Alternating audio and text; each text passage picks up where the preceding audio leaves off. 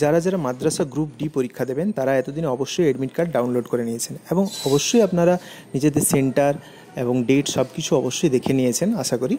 তো তারপরেও আমি একটা কথা বলবো যে অ্যাডমিট কার্ডের পেছন দিকে আপনাদের যে ইনস্ট্রাকশানগুলো দেওয়া রয়েছে তার মধ্যে সেখানে 14-15টা ইনস্ট্রাকশান থাকলেও তার মধ্যে 3টি ইনস্ট্রাকশান কিন্তু খুব গুরুত্বপূর্ণ এবং যেগুলি আপনাদের সন্দেহ দূর করে দিয়েছে আশা করি। আর যদি না বুঝতে পেরেছেন তাহলে ভিডিওটি একটু দেখুন, আমি সেগুলো আলোচনা করছি। এর মধ্যে 3 নম্বর, 9 নম্বর এবং 12 নম্বর যে পয়েন্টগুলো, এই পয়েন্ট 3টি কিন্তু খুব গুরুত্বপূর্ণ আপনাদের জন্য। এই 3টি খেয়াল রাখা খুব দরকার।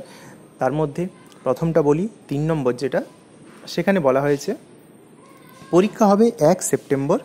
কখন থেকে? না বেলা 12টা থেকে।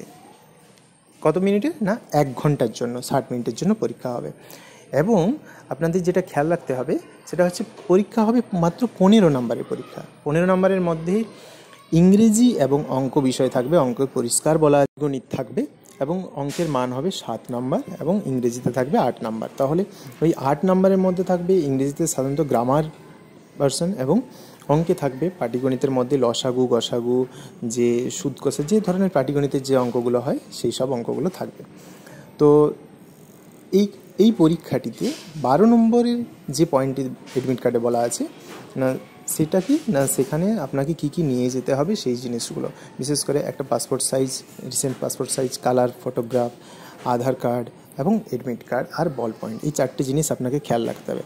তাহলে 1 নম্বর পয়েন্ট হচ্ছে কবে হবে, কখন হবে, যেটা খুব গুরুত্বপূর্ণ, আপনাদের বাড়ির কাছাকাছি পরীক্ষা পড়েছে। দ্বিতীয় হচ্ছে আপনি যে ডিস্ট্রিক্ট সিলেক্ট করেছিলেন সেই ডিস্ট্রিক্টেই আপনার পরীক্ষা দেওয়া হয়েছে। তো দ্বিতীয় হচ্ছে আপনার কি কি ধরনের পরীক্ষা থাকবে, 5 মিনিট আগে আপনি প্রশ্নপত্র খুলতে পারবেন। আর 3 নম্বর যেটা, সেটা আপনাকে কি কি নিয়ে যেতে হবে। এইবার বলি যে বিষয়টা আপনারা যে চিন্তা করছিলেন কি থাকবে পরীক্ষায়, কি প্রশ্ন থাকবে, এবার সেটা অ্যাডমিট পাওয়ার পর সেটা পরিষ্কার হয়ে গেছে এবং আশা করি আপনারা এর মধ্যে পড়াও শুরু করে দিয়েছেন। তো এইরকম গুরুত্বপূর্ণ তথ্য আর যদি কিছু থাকে আমি অবশ্যই সেগুলো আলোচনা করব। তো আজ এতদূরই, ধন্যবাদ।